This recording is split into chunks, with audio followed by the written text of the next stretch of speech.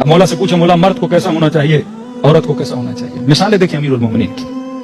مولا فرماتے ہیں مرد کو ایسے ہونا چاہیے کہ جب بارش ہوتی ہے, اب جو پوچھنے والے کو امام نے کہا, امام نے فرمایا جب بارش ہوتی ہے پاؤں کو کیچڑ لگتی ہے, کہ جی مولا, کہ جب پاؤں کو کیچڑ لگتی ہے جب گھر جاتے ہو تو کیا وہ کیچڑ والے پاؤں گھر کے اندر لے جاتے ہو؟ کہ نہیں مولا. کیا کرتے ہو؟ کہ مولا پہلے پاؤں کو چھانتا ہوں, صاف کرتا ہوں, وہ چپل باہر رکھتا ہوں, پھر گھر کے اندر جاتا ہوں. امام نے فرمایا مرد کو ایسا ہونا چاہیے. کہ مولا سمجھا نہیں. کہ جب صبح سے شام تک باہر کے کام کر کے گھر جائے تو باہر کا کیچڑ باہر چھوڑ کے صاف ہو کے گھر چلا جائے. ایسا نہ ہو گاڑی کا ایکسیڈنٹ ہو وہ سارا غصہ بچوں پہ اتارے.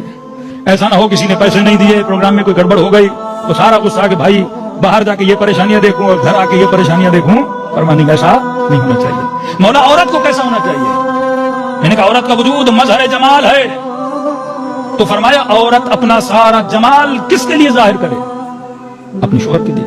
پھر مولا نے کیا مثال, امام نے فرمایا عورت کو کھلے ہوئے پھول کی طرح ہونا چاہیے.